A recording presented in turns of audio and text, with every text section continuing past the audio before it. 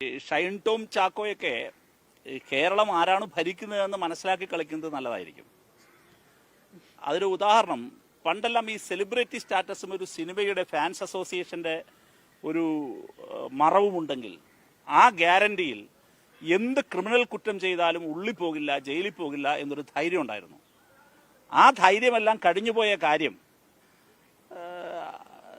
ഷൈൻ ടോം ചാക്കോയ്ക്ക് നേരം വെളുക്കാത്തത് കൊണ്ടോ അദ്ദേഹം അത് ഇപ്പോഴും മയക്കത്തിലായതുകൊണ്ടോ അറിയാത്തതാണ്.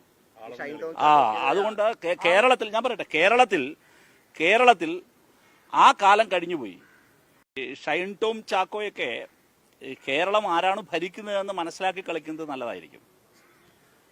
അതൊരു ഉദാഹരണം, പണ്ടെല്ലാം ഈ സെലിബ്രിറ്റി സ്റ്റാറ്റസും ഒരു സിനിമയുടെ ഫാൻസ് അസോസിയേഷൻ്റെ ഒരു മറവുമുണ്ടെങ്കിൽ ആ ഗ്യാരണ്ടിയിൽ എന്ത് ക്രിമിനൽ കുറ്റം ചെയ്താലും ഉള്ളിൽ പോകില്ല, ജയിലിൽ പോകില്ല എന്നൊരു ധൈര്യം ഉണ്ടായിരുന്നു.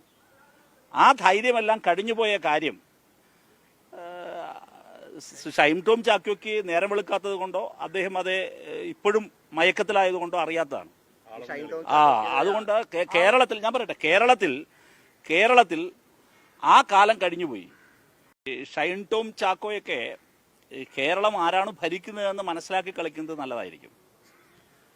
അതൊരു ഉദാഹരണം, പണ്ടെല്ലാം ഈ സെലിബ്രിറ്റി സ്റ്റാറ്റസും ഒരു സിനിമയുടെ ഫാൻസ് അസോസിയേഷൻ്റെ ഒരു മറവുമുണ്ടെങ്കിൽ ആ ഗ്യാരണ്ടിയിൽ എന്ത് ക്രിമിനൽ കുറ്റം ചെയ്താലും ഉള്ളിൽ പോകില്ല, ജയിലിൽ പോകില്ല എന്നൊരു ധൈര്യം ഉണ്ടായിരുന്നു. ആ ധൈര്യമെല്ലാം കഴിഞ്ഞുപോയ കാര്യം ഷൈൻ ടോം ചാക്കോയ്ക്ക് നേരം വെളുക്കാത്തത് കൊണ്ടോ അദ്ദേഹം അത് ഇപ്പോഴും മയക്കത്തിലായതുകൊണ്ടോ അറിയാത്തതാണ്. അതുകൊണ്ട് കേരളത്തിൽ ഞാൻ പറയട്ടെ, കേരളത്തിൽ ആ കാലം കഴിഞ്ഞുപോയി.